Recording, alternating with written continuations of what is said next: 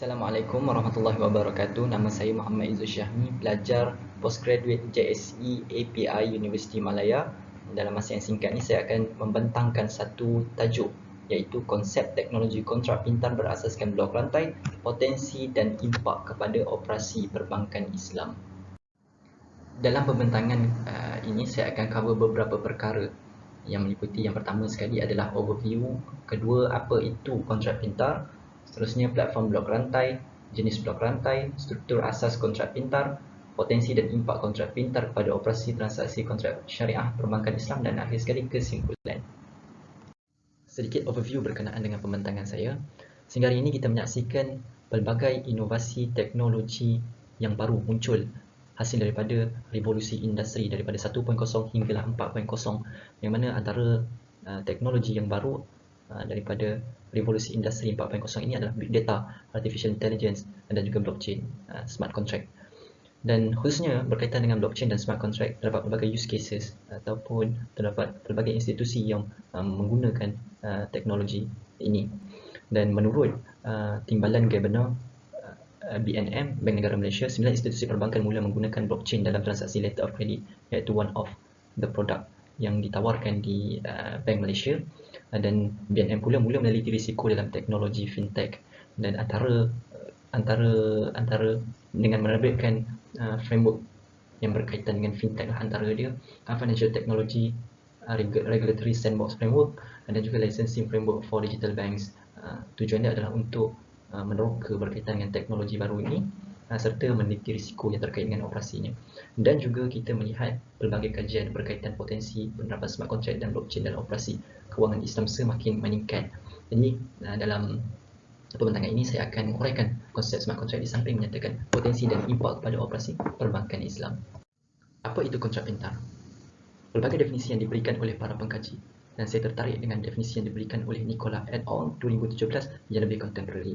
Beliau berkata, kontrak pintar ataupun smart contract merupakan kontrak yang terlaksana sepenuhnya secara automatik apabila memenuhi terma yang telah ditetapkan dalam bentuk kod komputer dan dikuatkuasakan oleh mekanisme konsensus blockchain. Dan the easiest way untuk kita describe berkaitan dengan smart contract ialah we think about vending machine, yang mana vending machine ini menggunakan konsep smart contract, ataupun dalam bahasa teknologi dia menggunakan function if then. Contohnya, if kita memasukkan duit sebanyak RM5 ke dalam vending machine dan kita menekan button membeli air Coca-Cola yang berharga RM3, maka kita akan mendapat air tin air Coca-Cola beserta baki duit RM2. Itu adalah contoh smart contract yang paling mudah untuk kita faham. Dan berdasarkan definisi yang diberikan oleh para pekaji, saya rumuskan kepada 3 komponen asas. Yang pertama, smart contract merupakan satu konsep kontrak. Kalau kita nak melaksanakan satu transaksi, kita akan ada term and condition, yang mana term and condition itu adalah satu kontrak. Jadi smart contract berdasarkan term and condition, tapi pelaksanaannya digital dan automatic, means dia tidak dilaksanakan secara fizikal tetapi dilaksanakan secara kod komputer. Kod komputer yang akan melaksanakan barisan-barisan kod komputer yang akan melaksanakan terma dan syarat yang telah ditetapkan, dan pelaksanaannya automatik apabila terma dan syarat dipenuhi. Dan yang ketiga, smart contract dilaksanakan melalui rangkaian blok rantai, iaitu apabila sesuatu transaksi itu berlaku, maka transaksi tersebut akan disimpan dalam ledger digital yang dipanggil sebagai blockchain. Smart contract berjalan di atas rangkaian blockchain. Blockchain merupakan satu ledger digital ataupun database. Kebiasaannya kita dengar blockchain ini merupakan satu network yang menjalankan transaksi Bitcoin ataupun Ethereum, cryptocurrency.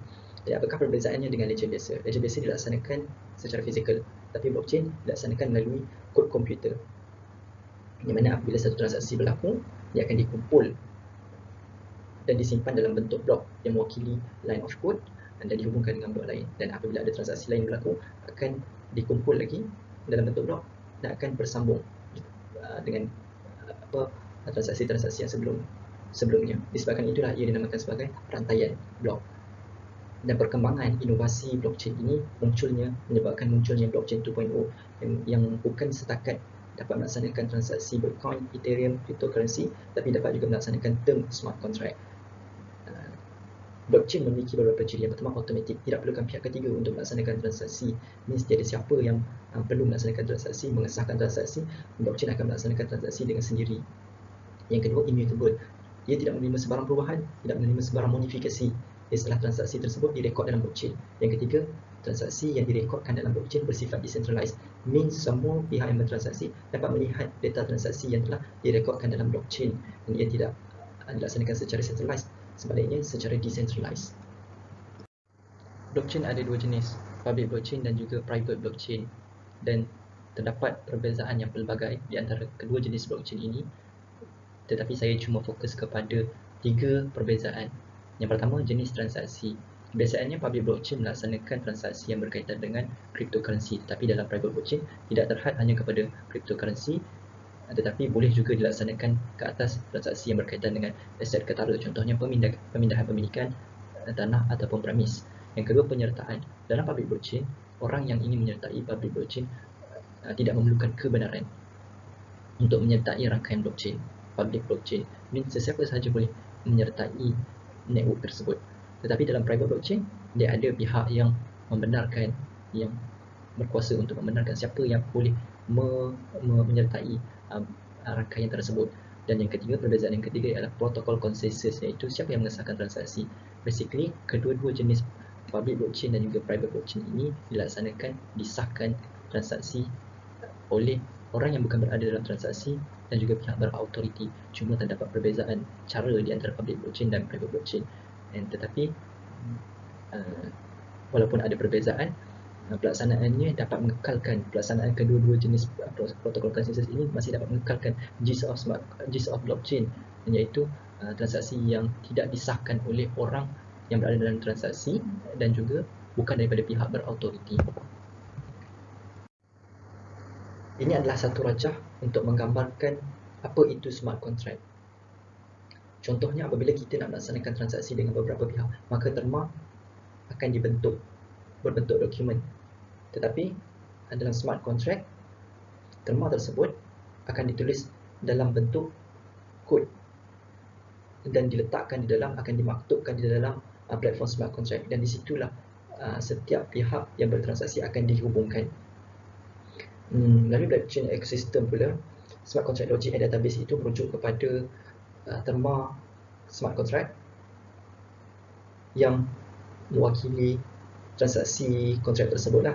Kemudian apabila sesuatu transaksi berlaku, contohnya A memberikan duit kepada B, maka transaksi tersebut akan melalui proses konsensus protokol yang pelbagai cara yang telah disebutkan sebelum ini. Kemudian apabila melalui proses pengesahan transaksi, maka transaksi tersebut akan direkodkan dalam transaction ledger ataupun blockchain. So ini adalah gambaran yang mudah untuk kita describe apa itu smart contract. So apakah potensi dan impak kontrak pintar kepada operasi transaksi kontrak syariah di perbankan Islam? Yang pertama, berkaitan dengan potensi.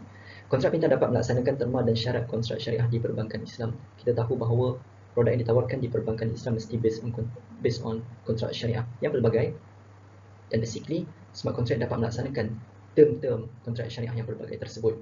So apakah impak sekiranya smart contract digunakan dalam operasi kontrak syariah? Yang pertama, smart contract dapat memastikan operasi transaksi berjalan mengikut terma yang ditetapkan. Kerana apa? Kerana smart contract perlu melalui proses pengekodan awal, pengekodan terma dan syarat kontrak, dan transaksi akan berlaku berdasarkan terma yang telah dikodkan pada awalnya. Dan dalam bahasa teknologi, smart contract ni dia menggunakan function if then. So kalau dalam financing tawarruk, if transaksi tawarruk belum berlaku, then pelanggan tidak akan mendapat disbursement. Begitu juga sebaliknya. So dengan perkara tersebut menyebabkan kesalahan, risiko kesalahan dalam transaksi tawarruk yang menyebabkan syariah non-compliant event dapat diuruskan dengan baik dengan menggunakan mekanisme smart contract. Yang kedua, smart contract dapat meningkatkan ketelusan operasi. Bagaimana dia dapat meningkatkan ketelusan operasi? Smart contract direkod dalam rangkaian blockchain. So apabila transaksi direkod dalam rangkaian blockchain ini, semua pihak dapat melihat transaksi tersebut. Ini adalah gist of blockchain. Semua pihak yang bertransaksi dapat melihat transaksi yang telah direkod dalam blockchain. Yang kedua, rangkaian tersebut tidak menerima sebarang modifikasi ataupun pembantalan. Dan yang ketiga, orang yang melaksanakan transaksi, orang yang mengesahkan transaksi bukanlah dari kalangan orang yang melaksanakan transaksi dan juga pihak yang berautoriti, tetapi melalui proses protokol konsensus yang khusus. Justru dengan cara tersebut, keterusan operasi di perbankan Islam dapat dicapai. Secara kesimpulannya, kontrak pintar merupakan satu bentuk teknologi baru yang berpotensi diadaptasi ke dalam operasi kontrak syariah di perbankan Islam, dan penerapannya secara menyeluruh memberikan kesan yang positif seperti yang telah dinyatakan sebentar tadi. Walaupun begitu, perlu disedari bahawa transformasi ke arah operasi digital bakal mengubah lanskap operasi dan juga lanskap risiko yang sedia ada. Justru dalam menghadapi dan mengikuti arus perkembangan digital dan pasar ini, institusi perbankan Islam dan para pengkaji perlu mengambil tindakan proaktif untuk memperhalusi risiko yang terkait dengan teknologi ini, antaranya risiko operasi dan juga risiko syariah. Ini setakat itu saja. Terima kasih. Assalamualaikum warahmatullahi wabarakatuh.